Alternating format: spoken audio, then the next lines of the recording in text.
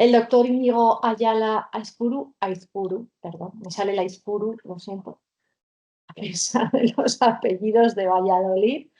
Eh, Él ha estudiado en la Universidad de Salamanca y es doctor por la Universidad de Deusto y actualmente es profesor contratado doctor. También hay que darle la enhorabuena, que ha recibido prácticamente las mismas fechas que Miriam su acreditación. Eh, otras llegarán, pero de momento vamos muy bien. Es decir, que trabaja en la UNIR, en la Universidad Internacional de La Rioja, mete horas como un descosido, como todos sabemos cómo funciona el sistema. Tiene temas de investigación verdaderamente apasionantes. No voy a decir en qué es doctor porque nunca lo sé. Es una cosita así de ocio. Ocio, cultura y comunicación para el desarrollo humano. Se puede ser doctor en eso y además yo asistí a su tesis doctoral y era una cosa así de sustancia. Bueno, ya es la segunda vez también que nos acompaña en la- en las jornadas y bueno, pues también hicimos repetir. Suspendió el año pasado, así que aquí lo tenemos. Yo le dije algo de fotografía y no sé si esto es plagio, no plagio, pero bueno, me he cogido la idea, me hace muy, muy feliz. Tengo muchas ganas de escuchar esta charla porque tengo un interés personal, personal en ella por el tema que trata. Así que nada, te puedes alargar unos minutitos si quieres, Íñigo, sé que lo harás. A los dos nos gusta poco hablar, así que nada, es tu turno. Bueno, pues cuando tuve que pensar en qué, ¿no? De qué iba a tratar la jornada de hoy, estoy en un proyecto de investigación sobre fotografía artística en el siglo XIX, o sea, en el siglo, perdón, XXI, en la actualidad, en Latinoamérica. Entonces, como tantos frentes y tantas clases y aunar todo, pues hice ahí un encaje de bolillos y he hecho una retrospectiva de la influencia de la hermandad prerrafaelita en la fotografía, tanto en el siglo XIX como en la actualidad, ¿no? En diferentes contextos. Y es un poco de lo que voy a tratar en esta jornada de hoy. A ver si pasa. Vale. Como bien ha dicho Miriam, porque lo de Miriam me viene muy bien porque muchas de las cosas que voy a tratar ella las ha mencionado. Al final, ya sabemos que Raskin es uno de los grandes promotores y mecenas de la hermandad prerrafaelita, ¿no? Es quien les dio ese impulso y les defendió ante esa sociedad victoriana y les permitió llevar a cabo pues toda su labor con un gran beneplácito, ¿no? Y también Raskin en un primer momento alabó esta relación entre la fotografía y la pintura, ¿no? Y una de las declaraciones que hizo Raskin es: entre todo el veneno mecánico que este terrible siglo XIX ha derramado sobre los hombres, nos ha dado en cualquier caso un antídoto, el daguerrotipo, que dio expresión al odio por los medios en los que vivieron, que provocó la cepa de los prerrafaelitas para escapar a la fantasía medieval.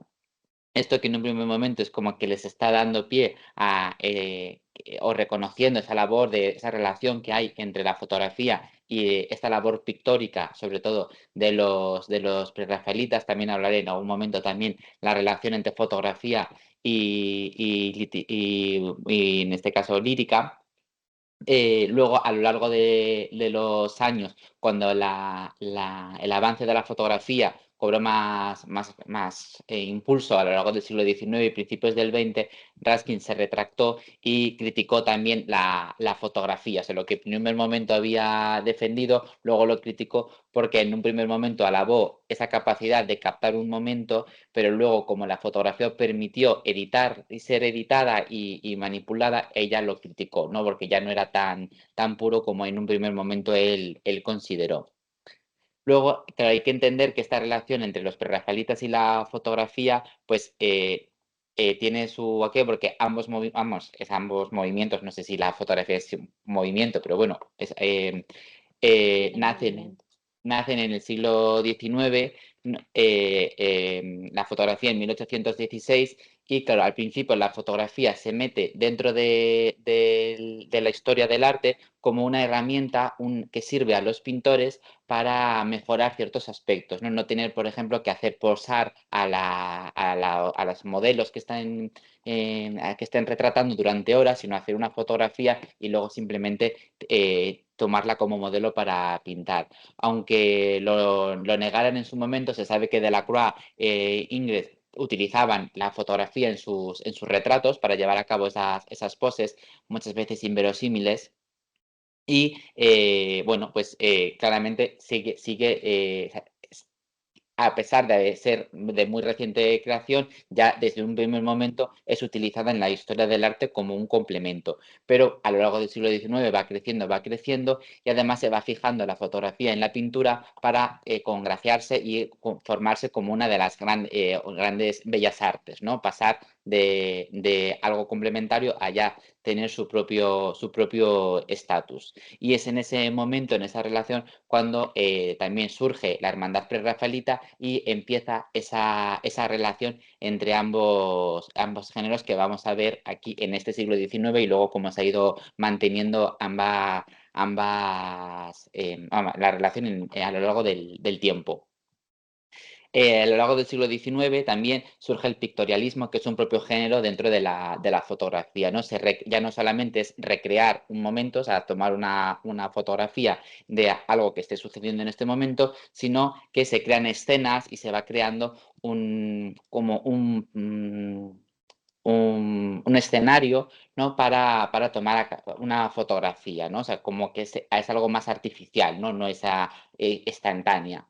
Y luego, además, pues durante todo el siglo XIX hay muchísimos avances científicos y, por supuesto, en la fotografía también se avanza, ¿no? Entonces se van cambiando los diferentes tipos de forma de realizar las fotografías y eso también permite, pues, que no haya que esperar varios minutos para que se tome la instantánea, sea más rápido y luego también que se pueda modificar la fotografía, ¿no? Que vamos a ver algún caso de que pintores prerrafaelitas modifican alguna fotografía.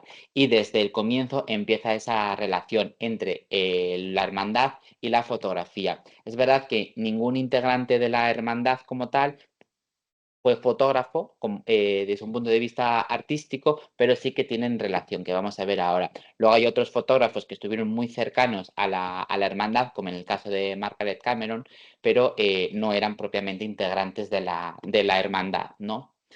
Em, y luego es interesante, bueno, en ambos casos, bueno, como bien ha explicado Miriam, al final supuestamente algo tan transgresor y vanguardista como los prerrafaelitas, pues muchas veces, claro, hay muchas de esas transgresión que igual la transgresión consistía en volver a lo medieval. Entonces, bueno, realmente pues habría que valorar hasta qué punto es transgresión o no, ¿no? Pero bueno, sí que es verdad que rompieron ese discurso decimonónico victoriano y fueron pues, bueno, una vanguardia, se puede muchas veces considerar como la primera vanguardia, al igual que también la propia fotografía que muy rápidamente modificó también los estándares de la historia del arte, porque claro, ¿para qué hacer un retrato si con una fotografía ya tienes ese retrato mucho más rápido y económico? Entonces influyó también la propia fotografía en el género pictórico. Luego, además, bueno, la importancia de la figura de Raskins al principio, como hemos visto en esa cita anterior, y luego en esa crítica, pues bueno, también vemos cómo la fotografía es avalada, ¿no? por gran mecenas del prerrafaelismo en un primer momento. Y esta relación entre fotografía y prerrafaelismo no es una cosa que a mí se me ocurriera, ¿no? De la noche a la mañana, sino que ya ha habido varias exposiciones que han tratado este tema. Una es esta que se organizó en 2010 que trataba esa relación entre el prerrafaelismo, la hermandad y la fotografía.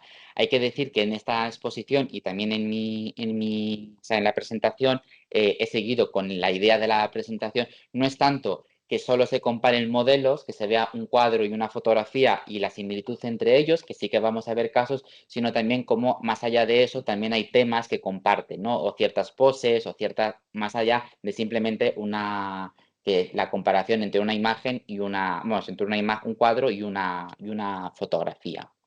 Y luego hay testimonios coetáneos de esta relación, como el que recoge Smith cuando llega al estudio de, creo que es Hunt, a ver, que lo tengo aquí.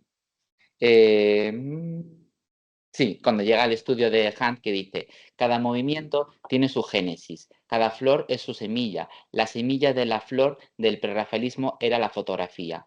La seriedad y la honestidad del motivo, el fatalismo certero de la acción del sol, así como la perfección de la impresión en el ojo, era lo que aspiraba.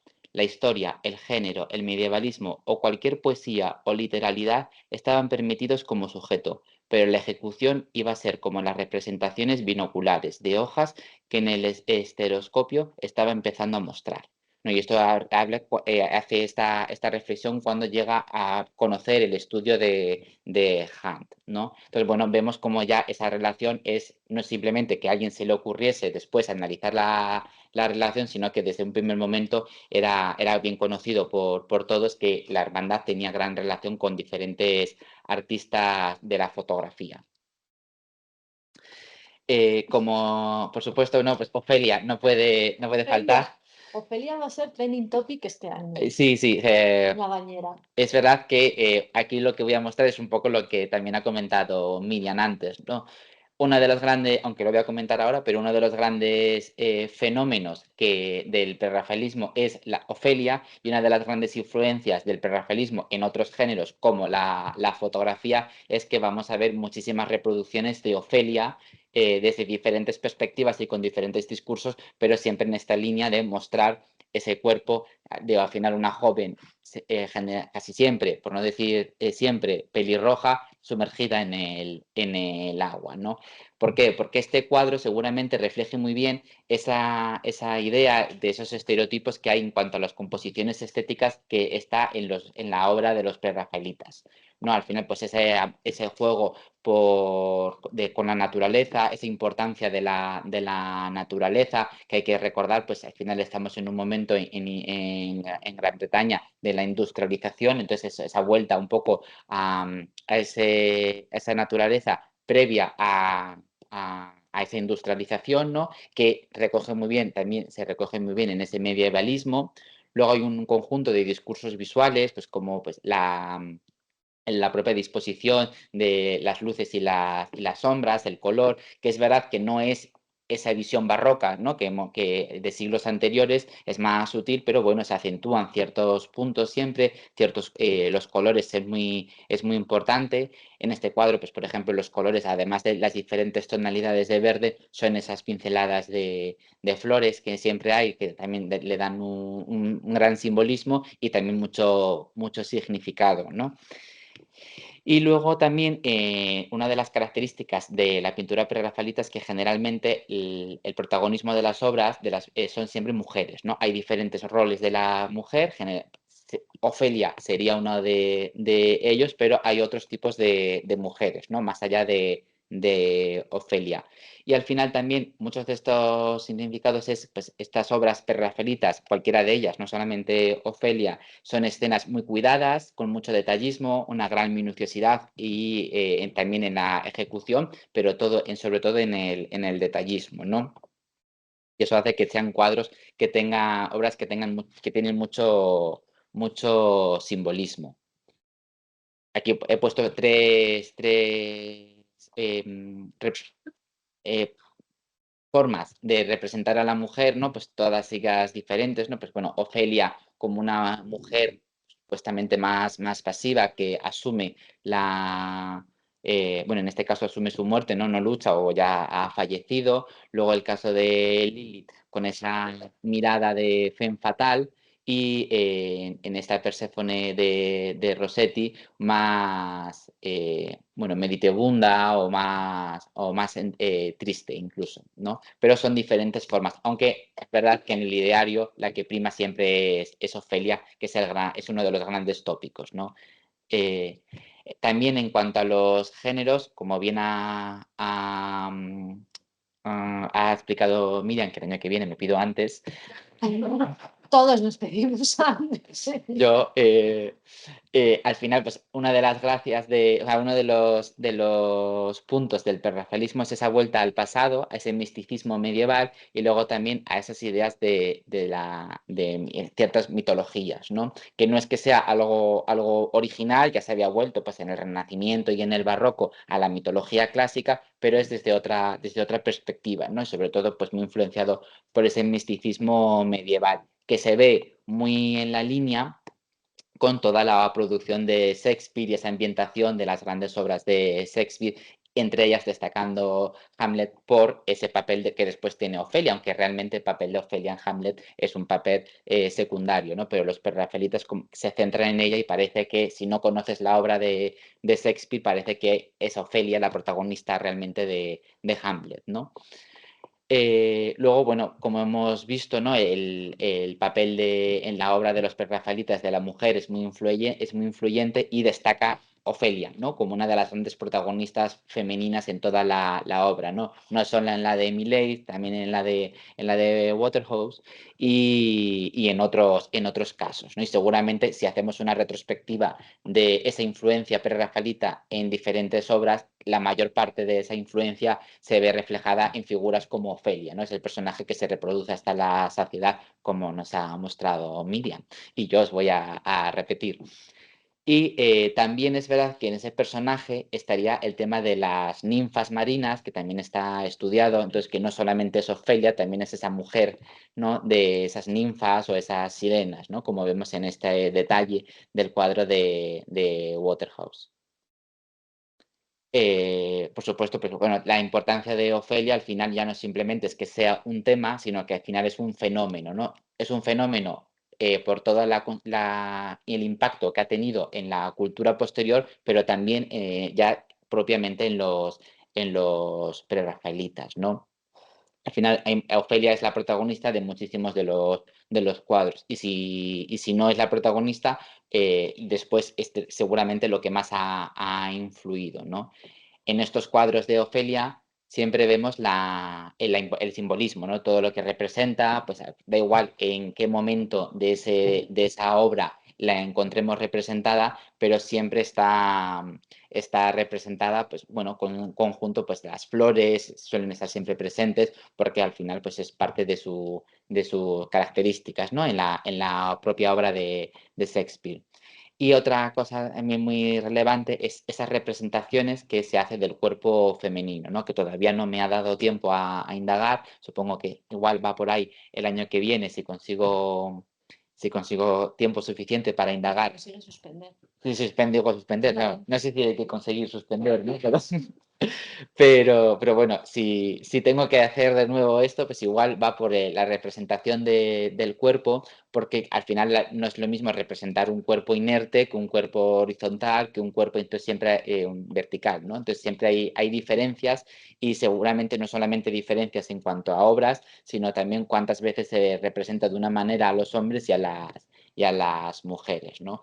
Pero esto hace que ese protagonismo de Ofelia en la obra prerrafaelita hace también que la mujer acabe siendo una de las protagonistas, ¿no? Bien porque asume sus actos o también porque, pues bueno, las desgracias que le suceden. Y como he comentado, hay varios ejemplos de Ofelia, la más famosa es la de Millais, pero también tenemos varios casos de Waterhouse, ¿no? Que si no recuerdo mal, tiene tres Ofelias, tres, ¿no? Sí, esta y luego otra la barca. Que si no. Luego, en cuanto a la relación de la fotografía en el siglo XIX, ¿no? Que es en ese surgimiento de la fotografía y de la hermandad, ¿no? Tengo una buena noticia, esta protagonista no es Elizabeth, ¿no? Es Jane Morris, ¿no? La mujer de Morris, de William Morris. Entonces, aquí vemos una fotografía tomada por Pearson, uno de los grandes fotógrafos del momento, a mí amigos de la hermandad, ¿no? Cercanos a la hermandad, no por temática, sino pues por ser intelectuales del momento, y vemos pues esa situación, ese cuerpo de lado, ese propio vestido, la mirada de la modelo, ¿no? De Jane, el pelo como lo tiene, ¿no? Recogido, la posición de la mano, y si pensamos en obras, por ejemplo, de Rossetti, pues tenemos entonces hay un Rossetti para pintar este cuadro, toma como modelo la fotografía de Pearson, ¿no? Es verdad que la cara la ladea, pero la posición de las manos, el propio vestido, están influidos, ¿no? Entonces se sabe que cuando es tomada esta fotografía estaban los dos en el mismo sitio y no es que fuese casualidad, ¿no? Fue algo intencionado. Entonces, bueno, vemos aquí ya la relación que luego además en el cuadro de Rossetti pues se acentúa con ese simbolismo de las diferentes flores, bueno, ya lo que es la ambientación cambia, ¿no? Pero la pose es similar entre nosotros, incluso el propio vestido, ¿no? Y claro, las rasgos es la misma. Luego, Milés, que es uno de los grandes protagonistas también, ¿no? Del prerrafaelismo, de hecho,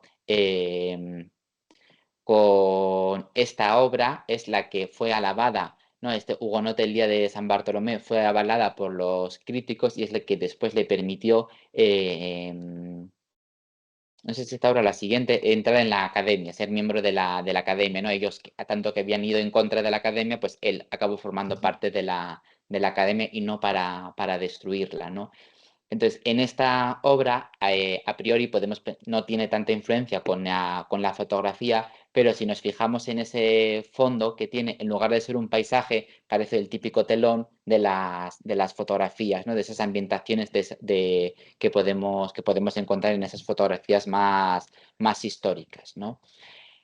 Vamos a ver también que dentro de la obra de Milés vamos a encontrar similitudes con varias fotografías de Robinson, ¿no? Y además, pues bueno, la propia obra de Millet nos permite ver ese detallismo y esa técnica depurada que tenía él como pintor, ¿no? Aquí en el detallismo, bueno, la propia historia del cuadro, ¿no? Vemos cómo es el día de San Bartolomé, los católicos se enfrentan a los hugonotes y hay una gran masacre en 1572 y pues esta joven católica a su amante hugonote le ata un lazo, vamos, sí, un lazo blanco para hacerle pasar como católico, ¿no? Y de esta manera no le asesinaron, no le tomaran represalias contra él. Mientras ella le ata, él pues se va soltando, ¿no? Por el otro lado, porque pues bueno, asume su destino o se enfrenta al destino. Entonces, bueno, ese detallismo, ¿no? De ella mirándola con una manera suplicante y él pues mirándole mientras tira, zafándose de este lazo, que luego, bueno, pues provocando lo que le provocará la muerte, ¿no?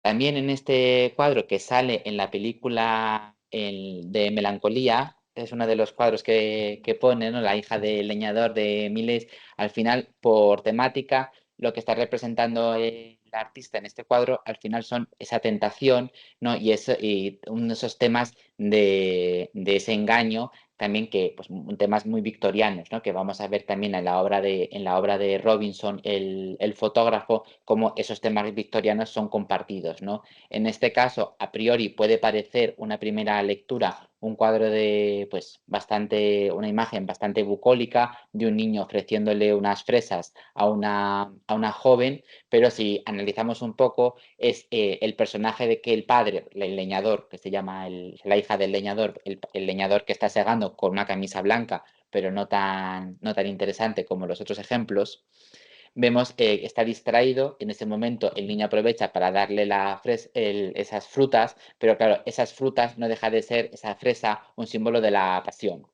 Entonces, al final, la mirada de la niña es una mirada tierna, la de él igual ya está, no sé si porque conozco la historia o porque ya la veo, pero como más malintencionada, no más seria, sabiendo que está tentando a la joven para que coja las fresas. Y una lectura mucho más profunda, podemos ver pues, cómo el señorito se está aprovechando de la ingenuidad de la joven para seguramente ultrajarla y aprovecharse de ella, ¿no? Además, todo esto, pues tenemos siempre este simbolismo de la naturaleza, ¿no? Importante, esa maleza que está creciendo desbocada al fondo, esos retoños de roble que están en un primer momento naciendo, y la intensidad del rojo de él y de las fresas, ¿no? Que al final no deja de ser una fruta libidinosa. Aquí vemos este detalle, ¿no? Igual más concreto de las fresas. Y pues al final las fresas no es simplemente en este cuadro, hay otras grandes obras de arte de la historia del arte que tienen las fresas, como el cuadro del Bosco, ¿no? Vemos aquí abajo la fresa, o más fresas y arriba hay más fresas, ¿no? En la, Aquí arriba, sí, arriba del todo, ¿no? Hacia abajo y arriba. Entonces, bueno, pues al final pues está presente en este cuadro que este es el tríptico del Bosco, este es el cuadro del medio, que es bueno, pues los pecados carnales, ¿no? Y luego vas al cielo o al infierno, ¿no? Entonces aquí vemos pues como la fresa está pues como la lujuria y vinculado. Entonces, si analizamos aquí la mirada del niño seria dándole las fresas y ella inocente recogiéndolas, pues bueno, podemos aventurar las intenciones del joven, ¿no? Que a pesar de que sea muy joven, pues tiene una intención negativa hacia la honra de la joven.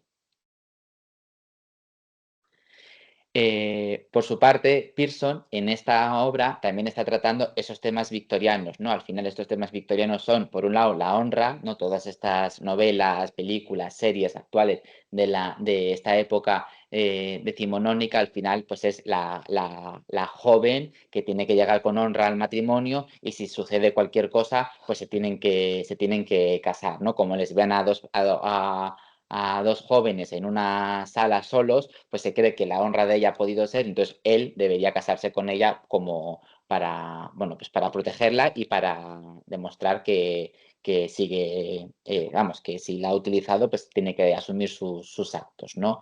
Entonces, en estos temas similares también, de estos temas victorianos, otro de los temas al final es también la muerte, ¿no? Y aquí veríamos en este cuadro la joven que está en cama, bueno, está sentada, reclinada con los ojos cerrados, pues seguramente se esté muriendo, esté enferma, y esto nos entraría en relación con la obra de Milés por esa idea de esos temas, ¿no? De la presencia de temas victorianos tanto en la obra pictórica como en la fotografía. Y además, por ejemplo, ese simbolismo que hemos visto de la naturaleza, de las flores, de las fresas en el cuadro de Millet, aquí vemos la naturaleza reducida a un jarrón con unas flores junto a la ventana, que además las flores se están marchitando y están cayendo. Entonces, si nos remitimos al tiempo ¿no? el tópico literario de Cogite Virgo Rose, pues vemos aquí que ya el tiempo de la joven ha pasado porque ya las flores se están marchitando, en este caso, pues porque está enferma y se está muriendo, ¿no? Y esas características que hemos visto de los prerrafaelitas, ¿no? Pues con ese juego de las luces, de los colores, aquí lo veremos reducidos a esa gama de blancos y negros, pero aquí vemos ese color blanco de ella frente al padre, ¿no? Esa mirada del padre que también le está dando la espalda a lo que le está sucediendo, ¿no? Que me está mirando por la ventana como distraído, igual que el leñador, pero vemos aquí el contraste entre el negro de uno y el blanco de ella. Mm. Luego hay otras obras bueno, este es un detalle en el que se ve mejor el detalle de ella mortecina, que también nos podía recordar, pues incluso, por no volverlo a mencionar, a Ofelia, ¿no? De Milés, pero vemos aquí pues otros cuadros, ¿no? O sea, otras imágenes de Robinson también, pues capturando esos momentos, ¿no? Además, son escenas recreadas, no es que esté en una casa en la que se esté muriendo alguien y hace la fotografía, ¿no? Hay cierta recreación. Siguiendo con Robinson, pues él también, pues por supuesto, representa a Ofelia en otra escena, pero con las mismas características que hemos visto antes, ¿no? Pues con toda, pues, ella con esa corona de flores que lleva, esas flores que lleva, bueno, hojas o hierbas que lleva entre las manos, y luego pues un collar o algo que también hay algo de vegetal, ¿no? Entonces vemos esa relación que hay entre la fotografía y la hermandad, no solamente por el modelo, ¿no? Que sea Ofelia, sino pues, también por esos temas. Al final, pues Robinson en su obra recurre también a la literatura, a la obra de Shakespeare, ¿no? A la obra de Hamlet para hacer una obra, ¿no? Pues vemos esa relación que hay entre ese gusto shakespeariano de la hermandad con la obra de Robinson, ¿no? A la vez que pues está esa influencia también por esa mitología medieval inglesa y ese misticismo que vemos también, hemos visto en la obra de los prerrafaelitas, ¿no? Y además otras obras de Robinson le van a poner en relación con Rossetti y con Millet. Aquí vemos esta obra de Lady of Charlotte de Robinson y al final no deja de ser pues bueno, pues esa imagen tanto de Ofelia de Miles o incluso de Waterhouse, ¿no? Porque la de Miles es Ofelia tumbada, o sea, sobre el agua directamente, ¿no? O sea, semi-hundida, y aquí está en una barca como la representa Waterhouse, ¿no? En una de las tres representaciones que hace, pero en este caso ya pues dormida o fallecida, ¿no? Pero al final pues vemos la misma, esa presencia de la naturaleza, ese reflejo de la naturaleza en el agua, y luego la joven tumbada como a la merced un poco de esa barca, ya donde la lleve, ¿no? En ese estanque, además que es un estanque que el agua claramente está tranquila, ¿no? No hay, ni siquiera crea ondas prácticamente la propia barca. Y aquí vemos otras representaciones de Robinson, que aquí en esta fotografía de Elaine observando el escudo de Lancelot, lo que nos está haciendo es recordar ese ciclo, misticismo medieval, ciclo artúrico, y esa pose, ese gusto por esa estética, esa decoración que hay en la propia imagen, pues nos puede recordar a muchas obras, pero bueno, he seleccionado esta de Verónica Veronese de Rossetti, ¿no? Pues bueno, pues la propia posición de las manos, el cuerpo, también nos podía recordar a Jane Morris, ¿no? Pero en este caso, pues bueno, es más similitud. En el caso de Jane Morris se sabe que estaban a la vez el fotógrafo y el pintor llevando a cabo su obra, ¿no? Hay una mayor intencionalidad. Pero vemos también ese gusto aquí en esta obra de Millet, pues ese medievalismo, ese goticismo que hemos visto antes, incluso aquí pues me parece que lo que tiene el tapete que tiene en la mantel, pues parece uno de esos papeles pintados, ¿no? De William Morris, y que nos puede semejar pues, a esas cortinas, con que sea en blanco y negro, pero se puede ver, o la propia vidriera que se ve, pues son las vidrieras que aparecen en esta obra. Pues bueno, hay una relación entre la fotografía y la obra pictórica de los prerrafaelitas. Y aquí tenemos a Rossetti, ¿no? Que no podía faltar con este retrato de Elizabeth Sidal, pero aquí esto está atribuido a Rossetti, no se sabe si realmente lo hizo él o no, ¿no? Puede ser que viniese otra persona a hacerlo, pero cuando fallece Sidal, ya sabemos que él se le fue de la cabeza, ¿no?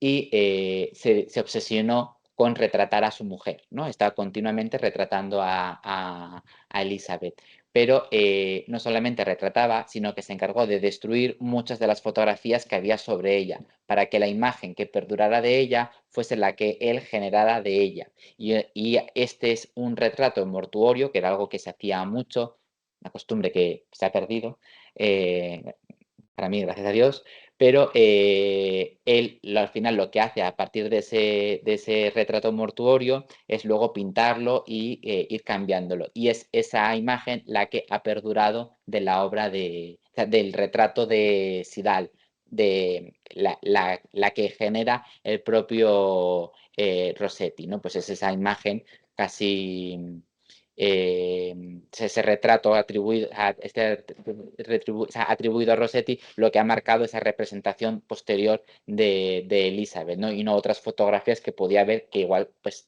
saliera diferente.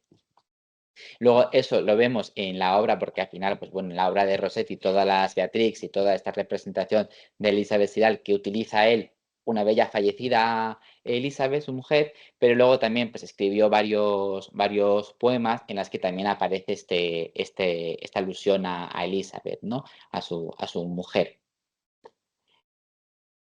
No se podía hablar de fotografía y de relación sin mencionar a Julia Margaret Cameron, que sin ser ella miembro de la hermandad, pero sí que estaba muy cercana y muy próxima a la hermandad, ¿no? Ella fue una artista independiente, tardía, de hecho, pues bueno, ya en su madurez fue cuando empezó a hacer fotografías y dentro de ese gusto por la fotografía, ella intentó además desarrollar la fotografía como género artístico, ¿no? Ennoblecer la fotografía.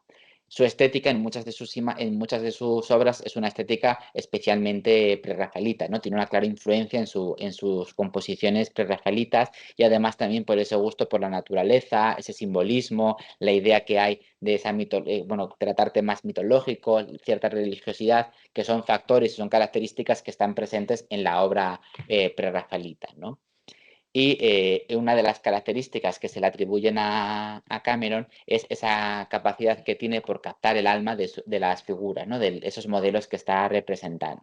En esta obra de Tristeza, pues vemos a Ellen Terry también, que es una joven artista que se casa a los 16 años y que pues, aquí vemos una mujer joven, sabemos que es mujer porque está casada, porque tiene el anillo, pero claramente pues con esa pose contra la pared, está triste, con esa mano sujetándose el collar, ¿no? Pues como recogida, entonces pues bueno, tiene ese carácter o esa representación del alma de la modelo, que es una de las características de la producción de Cameron, ¿no? Que nos puede recordar a esta, no tanto por la propia modelo, sino por ese significado del anillo que comentó también Miriam el año pasado, y es una de las características de este despertar de la conciencia. Al final, este despertar de la conciencia, ¿cuál es la característica? Pues que ella se da cuenta de lo que está haciendo, la vida que está llevando y se levanta para dejarla atrás de lado y al final pues esa posición de las manos enfatiza que claramente no está mostrando el anillo. Entonces no es que le niega a su marido nada, sino que se lo está negando al amante, ¿no? Para corregir un poco su conciencia, ¿no? Entonces, bueno, pues entra en relación estas obras pues con ese detallismo que estamos hablando, que está presente continuamente en la Hermandad Prerrafaelita, pues en este caso la falta de la ausencia de anillo en la modelo y aquí en la obra de Cameron esta presencia del anillo, ¿no? Ese detalle. Y aquí lo que podemos ver es esa tristeza de esta joven que con 16 años se ha casado, ¿no? Entonces, pues bueno, pues como igual no está siendo feliz o especialmente feliz en su matrimonio. Luego, Cameron, además de artista fotógrafa, también escribió varios poemas, ¿no? Y en uno de sus poemas es un retrato. Entonces, al final, ¿qué está haciendo? Pues está haciendo un poema acerca del hecho de fotografiar un retrato. Y entre varios de estas estrofas del poema, aquí habla, pues, por ejemplo, como secreto, rápido y sutil el hechizo, ¿no? Ese rápido, pues es el momento del fogonazo, ¿no? Del clic de la máquina que capta esa esencia de la imagen que está retratando, ¿no? De la persona que está siendo retratada. Y luego al final dice, oh, pintor noble, más allá del genio, va en busca de la nota clave de esas melodías para encontrar las profundidades de todos aquellos trágicos males, sintonizar tu canción correctamente y pintar armonías raras. El genio y el amor han cumplido cada uno con su parte, y ambos se unen con fuerza e igual gracia, mientras que todo lo que nos gusta, el arte clásico, está grabado para siempre en la cara inmortal del retrato, ¿no? Entonces esa relación que además ella introduce ya la fotografía en 1875 en este poema, ¿no? Hace ya una alusión. Entonces, bueno, se ve claramente cómo esa relación entre el pintor y el fotógrafo en este poema se ve, se recoge, ¿no? Entonces, bueno, ya no solamente es que tengamos testimonios, sino que también tenemos obra lírica que habla de esa relación que hay entre ambos géneros, ¿no? Y luego, claro, esto en cuanto al siglo XIX, ¿no? Si nos acercamos a la actualidad, al siglo XX, siglo XXI, pues tenemos varias interpretaciones bueno, esta relación, ¿no? Como ha demostrado Miriam también, al final la hermandad y el prerrafaelismo, pues es al final un tema que está muy extendido, muy común, es muy influenciable y podemos ver, pues como hemos visto, no solamente en la fotografía, sino en el cine, en la música, ¿no? En los videoclips, pues claramente hay una relación, es una estética que aunque la gente no sepa a qué pertenece y de dónde surge, pero podemos reconocer como que hay una línea y se identifica así. Entonces, pues bueno, ojalá que, antes has dicho algo de quién no sabe, ¿no? Que es Ofelia, ¿no? Y digo, bueno, ojalá la gente supiese, ¿no? Todo el mundo que es Ofelia, ¿no? Yo no voy a preguntar a mis estudiantes si lo conocen, que no quiero cambiar notas. No, no, yo los míos, no entro en el temario, entonces tampoco lo voy a preguntar. No me quiero llorar. Tengo suficiente con que sepan los reyes de España. Y luego, también al final, claro, ¿qué pasa? Así como la pintura, la fotografía transformó a lo largo de, cuando surge en sus orígenes, a la pintura, ¿no? Porque ya era necesario pintar lo que se veía, porque para eso ya estaba la fotografía. Ahora, con el siglo XIX, en el siglo XXI, pues tenemos la posmodernidad. Dentro de la posmodernidad, entre las cosas buenas o malas que podemos ver, pues al final tenemos también nuevas formas. Y una de esas nuevas formas que hay que surge en el siglo XX hasta el XXI, es el remake, ¿no? El tomar algo y cambiarlo, ¿no? Al final, ¿qué hizo la fotografía? Pues tomar también aspectos de la pintura y transformarlo en la propia fotografía, ¿no? Entonces vamos a ver cómo en esta renovación del arte figurativo, pues el remake ha tomado un gran protagonismo porque quizá sea la técnica o la influencia más interesante o que más impacto ha tenido en la producción artística del siglo XX y XXI, ¿no? Y luego también vamos a ver cómo en esta actualidad el poder que tiene la naturaleza, ¿no? En esos detalles, en ciertas imágenes, pues siempre hay partes que están vinculadas, ¿no?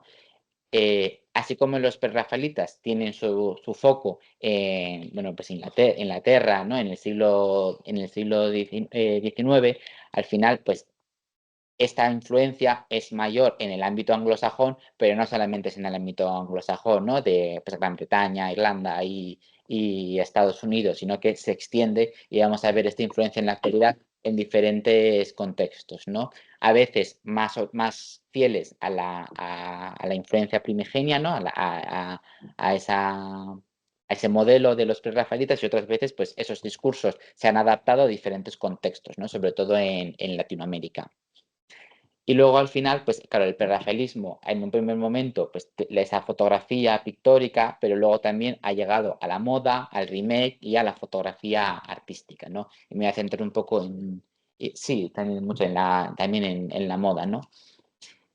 Aquí, bueno, pues una imagen que vamos a ver ahora, pues esta imagen que es una portada de Vogue Italia en 2015, pues ahora lo veremos después, pero es una imagen, pues claramente es una de esas Venus de Rossetti, ¿no? Luego la analizamos.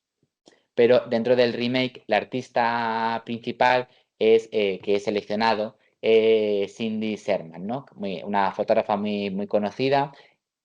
Además, bueno, eh, es una tontería, pero que se llame Morris, pues hace que además esa influencia pues sea mayor. Y luego al final tanto Cameron como Sherman son dos mujeres en un mundo de hombres llevando a cabo un arte pues que ha evolucionado y ambas lo que han hecho ha sido ennoblecer la propia fotografía, ¿no? Con su producción. Cameron en el siglo XIX y Sherman a finales del XX hasta la actualidad. Bueno, tienen esta relación simbólica por estos discursos que, pues desde la perspectiva de género, el propio nombre que he comentado, entre la hermandad y Sherman, y luego, bueno, por ese protagonismo que tiene también la mujer, ¿no? Esta relación tampoco es que sea mía, ¿no? Hay un artículo de Julia Margaret Cameron, de Cindy Sherman, at the Victorian Era, ¿no? Y al final lo que están diciendo aquí es, bueno, pues cómo ese papel que Cindy Sherman ha tenido en la actualidad, o tiene, vamos, en la actualidad, pues lo tuvo en su momento en el siglo XIX Cameron. Al final, pues ambas utilizaron un discurso, unas técnicas vanguardistas, ¿no? Pues cada una en su contexto, y entonces hace que la relación entre ellas pues pueda ser más fácil desde ese punto de vista del discurso, ¿no? Más que de la imitación. Y luego, bueno, como he comentado, pues ambas buscaron ennoblecer el género de la fotografía, y en ambas producciones la mujer es la protagonista, ¿no? Que también, pues bueno, ellas como artistas, pero además la propia mujer en sus obras es la protagonista. En esta obra, al final, pues bueno, es Alice Liddell de Cameron, ¿no? Que nos puede recordar a la Venus de Rossetti, que es la imagen también que hemos visto antes, ¿no? Que luego cuando veamos la moda pondré las tres para ver esa evolución. La mano, la posición de la mano, ¿no? Rossetti más arriba, ella más abajo, pero él está rodeada de naturaleza, que parece que está pues saliendo de una cortina de flores. Entonces, bueno, vemos, es verdad que en la fotografía de Cameron pues un poco más recatada, pero bueno, al final tampoco está tiene una flor pues, saliéndole del pecho, una hoja saliéndole del pecho, y en esa imagen, pues con esa estética prerrafaelita, que luego vemos, pues bueno, que también está presente, por supuesto, en la obra de Rossetti, ¿no? Entonces se pueden comparar. Y como para hacer una comparativa, pues esa mirada, ese detalle de la mirada en la obra de Sherman, pues también en Rossetti lo podemos ver en Lilith, ¿no? Pues bueno, pues esa mirada pensativa, mirando por la ventana, la mujer protagonista, la que toma sus propias decisiones, esos detalles, pues bueno, el detalle de la cruz colgando en el pecho de la modelo de Sherman, esos zapatos negros que contrastan, además pues esa silla también negra sobre ese fondo blanco, luego en la obra de Rossetti pues esos colores que aparecen, ese candelabro, bueno, diferentes detalles que podemos establecer pues ciertas conexiones, ¿no? No es que Sherman se esté basando en esta obra de Rossetti ni mucho menos, pero pues bueno, tiene esa lectura que se pueden comparar, ¿no? También, pues claro, ¿qué hizo Sherman? Una de las obras de Sherman al principio más conocidas es recrear, hacer un remake, ¿no? De esas obras de arte. Seleccionó varias obras de arte y ella, como modelo, lo hizo. ¿Qué hizo Cameron en su momento? Bueno, esta es Ofelia, una Ofelia, una hipotética Ofelia, pero Cameron en su momento, perdón, aquí, Cameron en su momento lo que hizo es copiar cuadros de los prerrafaelitas y llevarlos con otros modelos a la fotografía, ¿no? Entonces, pues bueno, al final pues, hizo una especie de remake, pero actual. Y ella pues se retrotrae, Sherman se retrotrae a pues, grandes obras de la historia del arte, ¿no? Como en este caso Abaco enfermo de Caravaggio. También, aunque no lo llame por título Ofelia, bueno, podemos pensar que esta mujer protagonista de la obra de Sherman, pues nos puede recordar pues, a Ofelia, pues por el hecho de una mujer muerta, no porque esté representando a Ofelia, pero sí el hecho pues, de una mujer muerta, que en estos crímenes, ¿no? Siempre pues la que muere, además suele ser rubia, la primera que muere, no sé qué tenéis, pero eh, oye, yo no espero no ser el protagonista. Y bueno, pues al final se puede establecer también ciertas relaciones, igual que en estas obras, que no es que estén representando a Ofelia, ni mucho menos, pero es esa mujer pues tumbada, pues triste, melancólica, en diferentes posiciones, y es ese papel de la mujer que hace en diferentes contextos, que la saca en diferentes contextos Sherman, que tiene, bueno, el discurso feminista de Sherman es muy grande, pero que también se puede ver con esa perspectiva de género si se compara con la obra de la producción de la hermandad. Yo me puedo alargar mucho, a mí si queréis me decís, y al menos por ir más rápido, porque yo lo que esto para el año que viene. Y en esta exposición de la moda y la hermandad, al final vamos a ver cómo aquí la influencia de los prerrafaelitas en la fotografía de moda y concretamente, sobre todo, por estas imágenes que he conocido, no o sea, que he cogido, no porque sean únicas, en Vogue, es más que notable, ¿no? Vamos a ver todas esas características que he ido mencionando sobre la fotografía prerrafaelita, o sea, la obra prerrafaelita en el siglo XIX, pues se mantienen en estas portadas, ¿no? Y bueno, portadas y reportajes. Y hubo una exposición en el Museo Thyssen en 2015 que se llama Vogue Like a Painting, ¿no? Entonces, bueno, como imitando portadas de Vogue a cuadros. ¿No? Aquí vemos pues esta Ofelia, que ya simplemente por el nombre pues ya nos puede recordar, pero que la estética pues claramente una mujer sumergida entre helechos y hojas de hosta, y bueno, pues con además ese vestido blanco que enfatiza más el contraste entre colores y bueno, pues una mujer tumbada, ¿no? A fin de cuentas. Aquí esta estética pues, de Tim Walker, pues vemos, ¿no? Pues al final, bueno, son reportajes de moda, que no dejan de serlo, pero esos elementos vegetales, esos vestidos, esas melenas también pelirrojas, incluso la primera foto, ¿no? La primera foto, pues ese papel pintado, pues son detalles que nos hacen vincular estas imágenes con los prerrafaelitas. O este reportaje pues vemos aquí ya no solamente con los prerrafaelitas, sino también con el medievalismo, ¿no? Además, ella morena, o sea, perdón, pelirroja, tez blanca, esas imágenes, pues esas correas, esos lazos que lleva por la cabeza, y luego incluso en esta tumbada, ¿no? Sobre la hierba, que enfatiza más pues todas esas imágenes que hemos visto prerrafaelitas, pero llevadas a la fotografía de moda.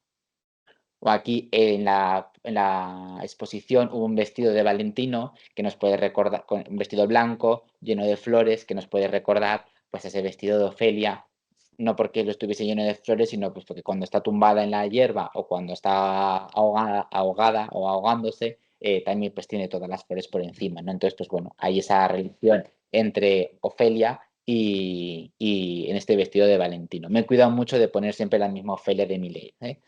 Sí.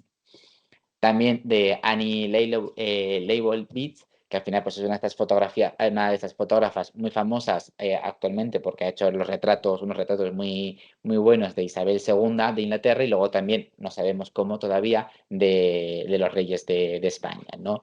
Pero esa capacidad, pues esa idea de la mujer semi-hundida en el agua, pues resta aquí. Es verdad que lo que hace Leibovitz es nuevos géneros. Ella ya no es pelirroja y tampoco es súper delgada, sino porque está representando a una diseñadora, Paloma Elsesser, que es, bueno, pues no está con ese canon, ¿no? Tradicional del cuerpo de la mujer.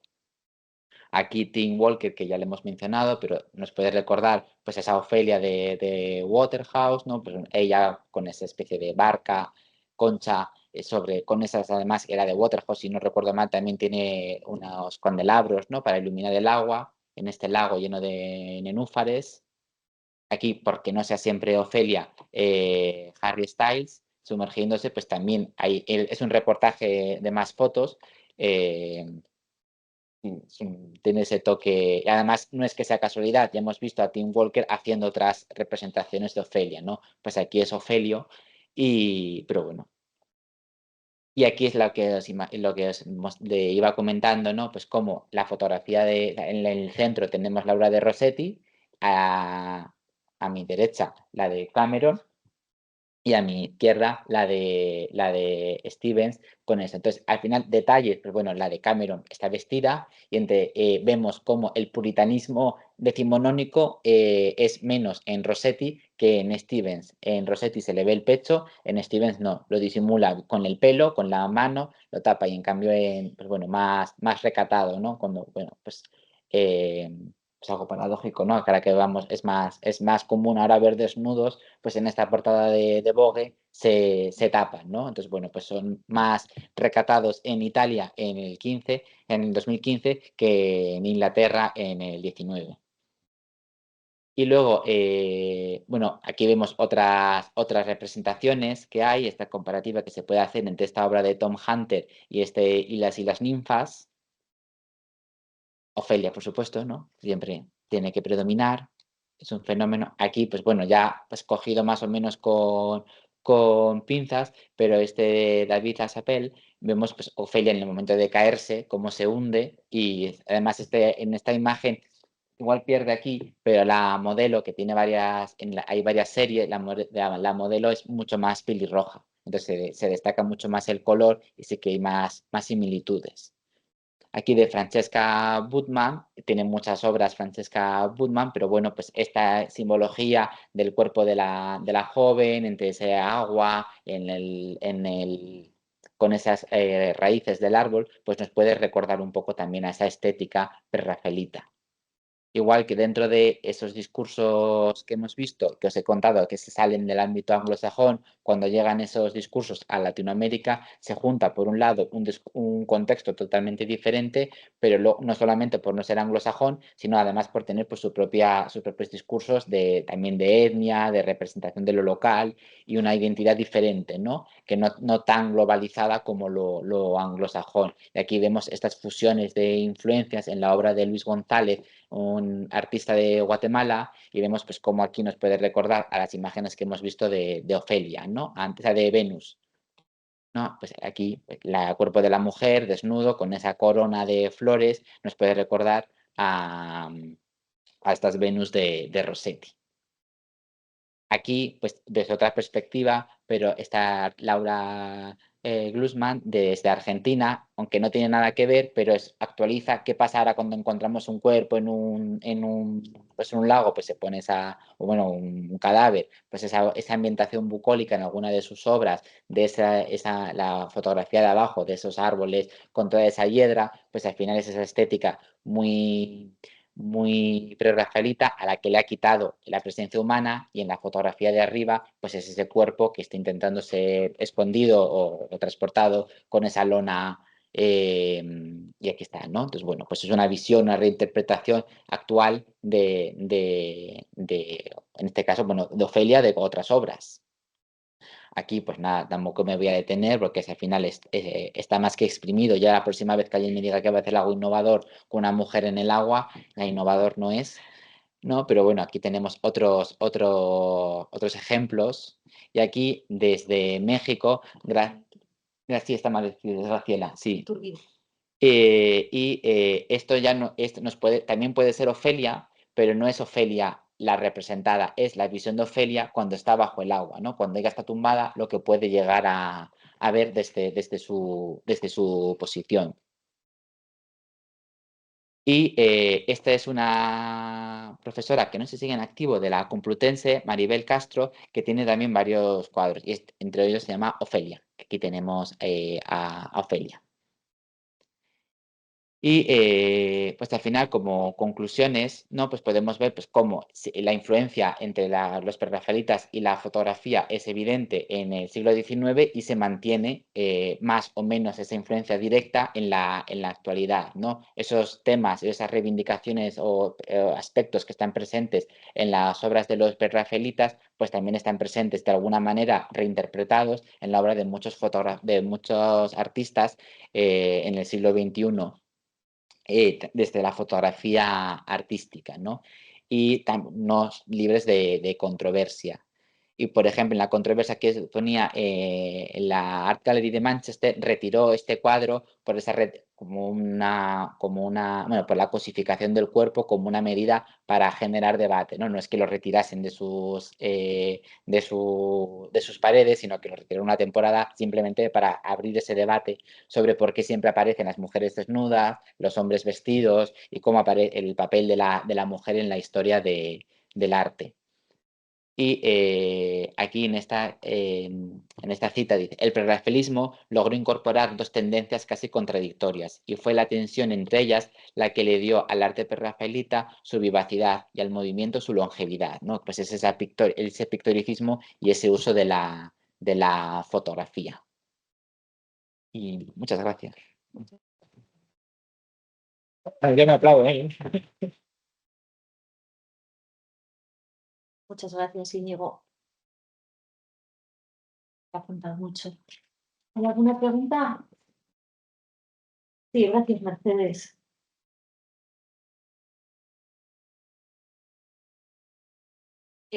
No, es que cuando has puesto esas imágenes que pertenecen a los hispanoamericanos, ahí me preguntaba yo, claro, si eres consciente de que de alguna manera es consciente de esa inspiración, ¿no? En esta obra prerrafaelita, o simplemente es que, digamos que tú has encontrado una posibilidad de relacionarlo uno con lo otro, porque es que me recuerda un poco a cuando que somos de clásicas, pues estudiamos la recepción de los mitos. Pues te encuentras un artista, mira esto tal, pero a lo mejor el artista no, o sea, ni se ha enterado de que ese mito existe.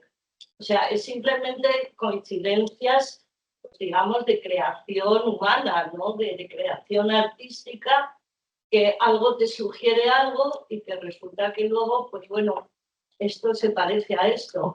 O sea, mi pregunta iría en ese sentido. O sea, ahí se sabe que realmente el artista usa ese bagaje. Yo creo, o sea, que en algún... Es que está tan interiorizado esa conciencia, esa estética prerrafaelita, ¿no? De esa estética romántica que muchas veces, claro, igual lo... O sea, ¿cómo es esto de cuando o sea, cuando delinques, si, ¿no?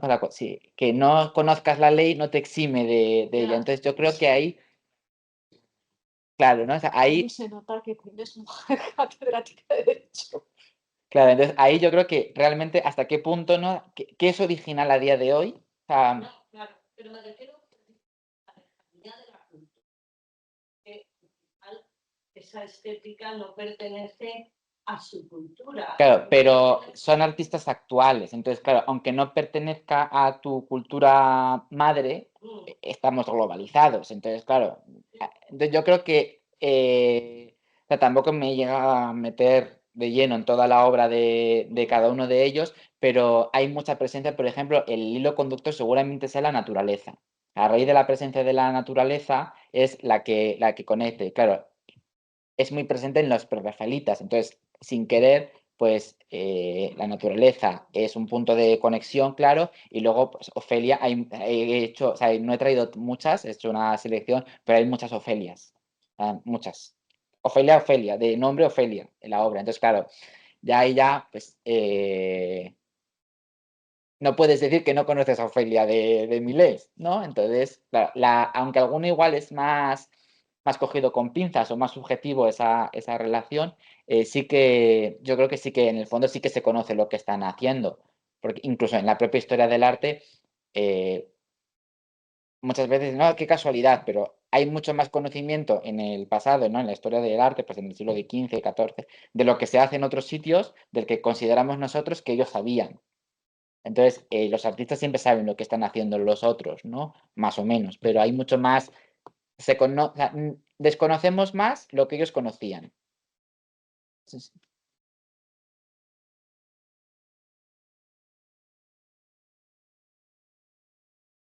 Que ver con lo que me preguntaba en elaboraciones, ¿no? Las elaboraciones que hacen los fotógrafos modernos. Me ha saltado la pregunta cuando he puesto los reportajes y las portadas de Vogue, ¿no? Y claro, representan también la naturaleza, las flores, etc. No mi pregunta tiene que ver con lo que has señalado tú.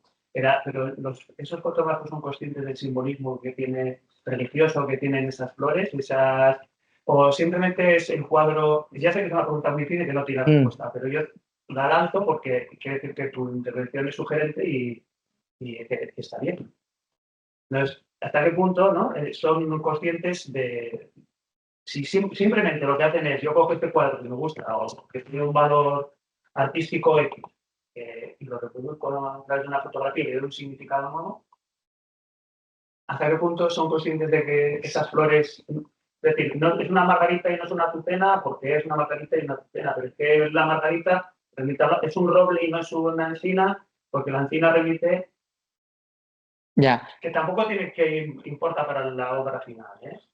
Pero ya, yo creo que hay un poco de todo, porque al final, ahora que también doy clases a jubiladas, historia del arte, entonces me toca explicar, ¿no? Entonces, claro, muchas veces pues pienso mucho, o incluso en clases surgen temas, eh, un gran artista, pintor, fotógrafo, sí, al final es también el que conoce muchas veces lo otro, ¿no? Entonces, claro, ¿por qué Velázquez es un gran artista y todo el mundo lo conoce? Igual hay otros que no tan, bueno, pues porque no es pintor, pero sabía de astronomía, sabía de no sé qué, es mucho más que artista, ¿no?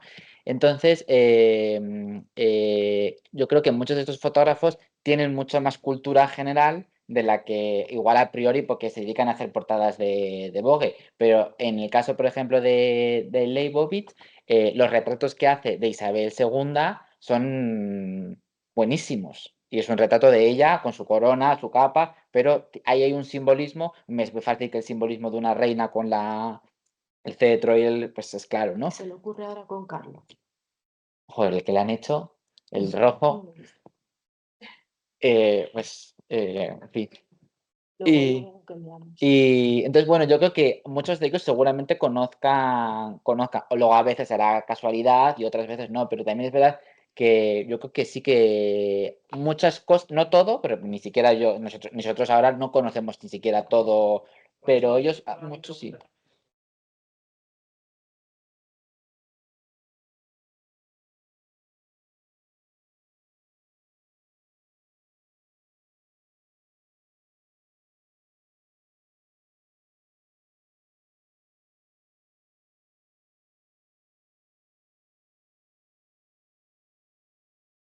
que me vienen muchas cosas a la cabeza y tengo que ordenar, porque una idea me está llevando a otra. Entonces, en el público que lee el Vogue no es consciente de esas cosas. No tiene por qué ser. Yo creo que sí. No tiene por qué ser. No tiene por qué ser. No tiene por qué ser. Sin embargo, los autores del cuadro sí que lo hacían voluntariamente. Entonces, mi pregunta es, ¿el intermediario que hace esta reelaboración, que está muy bien hacerla, no la critico, independientemente de que sepan, ¿tiene eso en cuenta o simplemente es el cuadro? Porque ya se ha generado, el cuadro es un modelo a partir del cual se genera. Por ejemplo, lo que estamos viendo esta mañana, de momento conocéis. A mí, por ejemplo, en este cuadro de Maribel Castro, que es una reinterpretación de Ofelia, porque además ella se llama Ofelia, ¿no? Y dices tú, bueno, pues en lugar de lo que tiene ella son unas fotografías. Entonces, claro, en el siglo XXI lo que Ofelia escucha y esas flores se sustituye por las fotografías porque es igual, pues ese post de Instagram que has visto que, pues, que te delata bueno, tu enajenación, ¿no? Entonces, hace yo creo que aquí, ahora, que sepa exactamente todo, no lo sé, pero que muchas veces, sí, igual que en estas obras de Hunter, tiene muchas, hay otras que aquí, pues, bueno, hay colores igual, el blanco, así, que es más fácil, pero es que hay otra que no he encontrado después que había otros elementos que dices tú, estás utilizando esos elementos porque has cambiado y estás introduciendo, o sea, lo estás adaptando, igual ya las flores han perdido el simbolismo que tenían en el siglo XIX, pero estás metiendo otros símbolos actuales, entonces realmente sabes que eso significa algo. En este cuadro ves el de Ofelia y dices tú, aunque no te pares, pero ese protagonismo de esas flores blancas en el arbusto y sus flores de colores entre las manos en el agua, tú, si te paras a pensar, algo tiene que significar. Entonces, aunque simplemente sea que la historia que hay detrás, ¿no? Que no, pero muchas veces lo sustituyen, como esta, aunque tú no lo sepas, aquí, pues esta joven con ese bolso, esa caja y esas flores, listo, pues esta le ha dado un chungo al ver las flores, ¿no? Las fotos. Si queréis,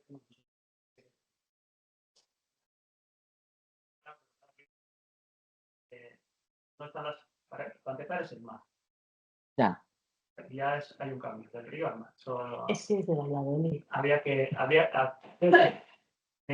No sé, en parte me ha dado una respuesta para ella, para Maribel Castro, que sea en un río y que haya flores que tienen una vinculación la muerte, con la religión, etcétera, ya no vale, porque en nuestra sociedad ya no vale, entonces hace con esto, ¿de acuerdo?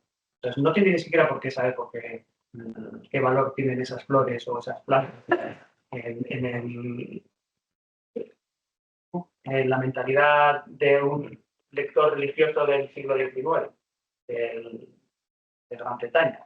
Y en el cuadro de Hunter, lo interesante es que no está en la naturaleza, que es un jardín.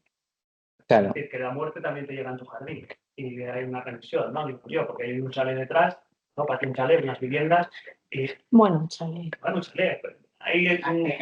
Bueno, me puedes decir que es un vestuario de un campo de fútbol. Puede ser, porque se ve uno. Pero la cuestión es que es un ámbito urbano. Un poco lo que se ve desde el tren saliendo de Londres, en cualquier ciudad inglesa. No sé si me estoy explicando. Creo que me estoy liando y eso Estás creando necesidad. Claro. Y estaba pensando un poco. Es que, la pregunta es, está por una parte el creador y por otra parte el receptor. Entonces, el lector de Vogue o los lectores de quienes leen Vogue reconocen el origen del reportaje y lo vinculan, unos sí y otros no. Siempre la intertextualidad en cualquier circunstancia, que es un fenómeno lector, y muchas veces es fundamentalmente un fenómeno lector, es que ejecutada o planteada de forma consciente por el creador o por quien está creando el cuadro, el texto o la película, bueno, pues habrá lectores, habrá consumidores, vamos a decirlo algo grande, habrá quienes sí lo reconozcan y quienes no lo reconozcan. Entonces, con niveles distintos de lectura. Además, con independencia de que la persona que está creando haga un esfuerzo por dejar más o menos del elemento o haga una reinterpretación gracias a fotografía más un nuevo escenario o un escenario ampliado. Es decir, a lo mejor aquí Hunter ha jugado a reproducirlo y ampliar el escenario y poner un poco más en términos de actualización. Entonces, claro, ahí está esa dimensión de hasta dónde te lleva la intertextualidad. Y claro, ese es el caso de clásicas, de los que se dice clásicas, ¿no? Pero esto es una cosa que yo siempre pienso mucho. Claro, nosotros tenemos acceso a una enorme cantidad de materiales de texto, pero antes releían constantemente las cosas. Con lo cual, yo siempre planteo si muchos autores clásicos, y hasta cierto punto, muchos de esas intertextualidades que nosotros descubrimos eran buscadas o eran, eran conscientes o inconscientes, inconscientes en el sentido de yo tengo tan interiorizado el texto de Virgilio que cuando estoy escribiendo ya no estoy recordando a Virgilio, es que tengo Virgilio tan interiorizado que al escribir yo, y luego ya después vienen los filólogos 300 años después a encontrar la intertextualidad. Y a lo mejor el autor simplemente era de su propia consumo constante de texto. Es decir, nuestro tenía acceso a con lo que les costaba conseguir una copia o hacerse con una copia de la primera década de Tito Livio, claro, con lo que le costó a Maquiavelo, luego ¿qué iba a hacer? Pues despelujarla todo lo posible, ¿de acuerdo? Consciente e inconscientemente. Bueno, en este caso, porque son los comentarios sobre la prima década. Eso. Pero estoy pensando en ese juego de intertextualidades que muchas veces los filólogos lleváis.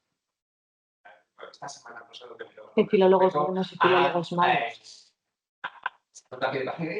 Recuerda el verso virgiliano de... dices, sí, vale, lo quería hacer a propósito, pues que simplemente tenía tan leído y tan interiorizado Virgilio que cuando le salió. No sé si me he explicado. ¿Sí? O sea, en estos varios niveles, ¿no? de lo consciente, lo no consciente, tanto desde el punto de vista de la producción como de la recepción. Claro.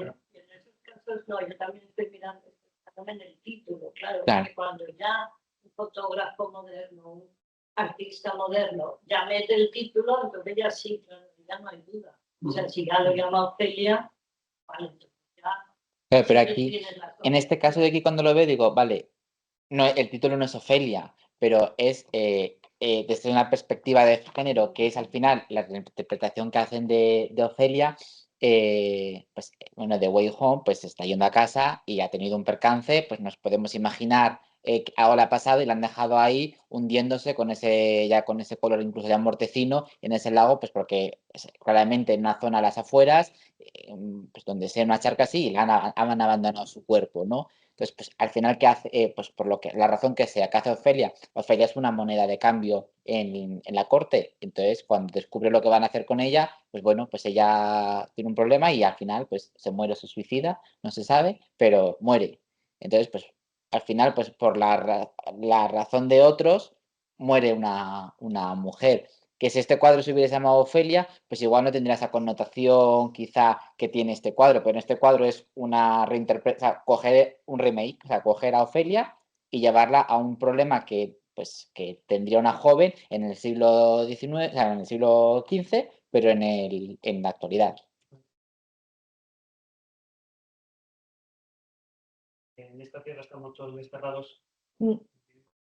Cuando volvemos a casa de tu padre, Eso lo he pensado. y entonces es la relación directa, porque lo que está pintando Millet es la belleza del momento de la muerte, que es el momento supremo de la vida de cualquiera. Sí, yo tengo una pregunta que viene de mi ignorancia de los rafaelitas. Ya somos dos. De español también, pero voy a intentar. Se trata del personaje, de nuevo, de Ofelia. Claro que para nosotros Ofelia se ha puesto un mito. Un mito se puede definir como, por ejemplo, cuento, una imagen con poder psicológico o social, un cuento, una imagen tradicional. Claro que para nosotros Ofelia es un mito en ese sentido. Supongo que para los prelados también ya un mito, pero también relacionado siempre con una versión, la versión de Shakespeare. Mi pregunta es si para los prelados la versión de Shakespeare pertenecía al periodo post-Rafael. Claro que según las fechas escribió después de Rafael, o pertenecía al periodo medieval. Claro que para nosotros no. No sé cómo para los prerafaelitas las épocas se han dividido. ¿Qué época pertenecía a Shakespeare? No, simplemente no lo sé. Yo tampoco soy muy experto, pero... Puede contestar cualquiera, ¿eh? Estamos en charla ya. Considerado como... Yo creo que, o sea, aunque Ofelia sea post-Rafael, puede ser, ¿sabes el género? Pero como no está influenciado por el Renacimiento italiano, al estar en Dinamarca y más alejado, pues es lo que hace el exotismo que le reúne más a lo medieval, ¿no? O sea, como algo más exótico por ser diferente al Renacimiento. Creo, o sea, por la influencia de la falta de influencia de Dinamarca del Renacimiento, como algo medieval, aunque realmente no fuese medieval.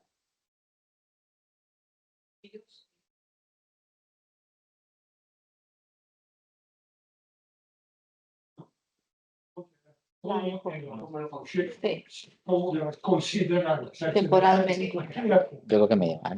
Después del periodo medieval o... Sí, aunque no lo sea, pero por la...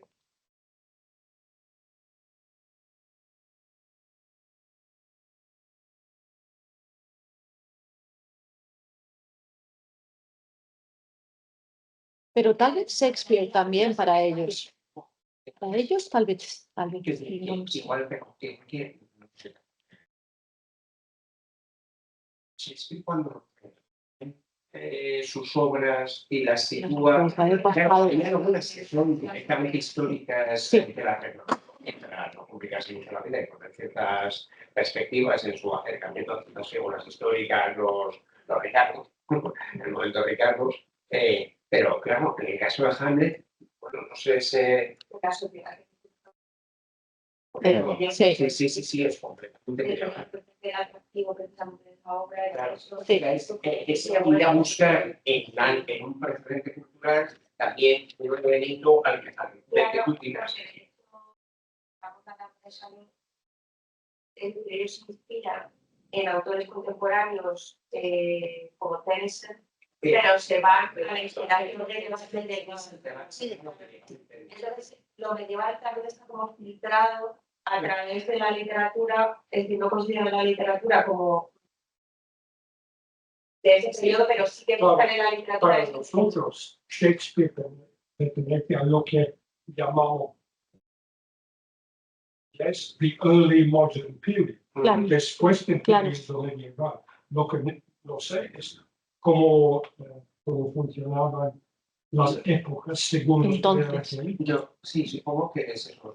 La idea es ir a buscar los motivos que tú quieres también en autores de otros periodos, pues, aunque no se te interesen ellos en sí mismos el periodo. Es decir, no interesan, a lo mejor, que sería un Shakespeare renacentista, plenamente renacentista, no de corte medieval. Sí, puede preguntarlo de otra No sé si manera. si se graba. Sí, para los prerrafaelitos, los cuentos del rey Arturo pertenecían al mismo periodo de Shakespeare.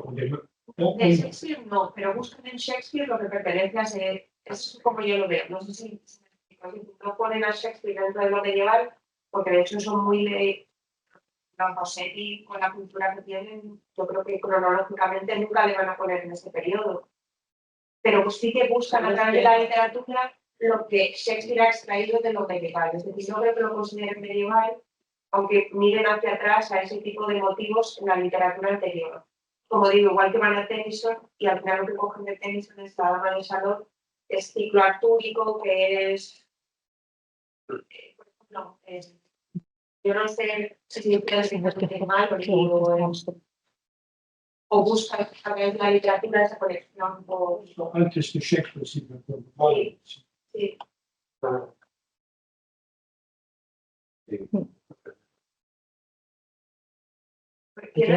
La foto. Miranda,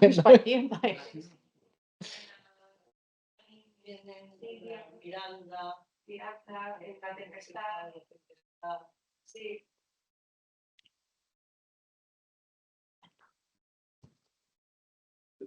Bueno, pues ya, ahora sí ya ha dado comienzo la Casa Roja, tal y como Alex y yo la concibimos, ya hay debate, ya hay charla, ya hay conversación que continuaremos, vamos a ir continuando y seguro en la comida y en momentos posteriores.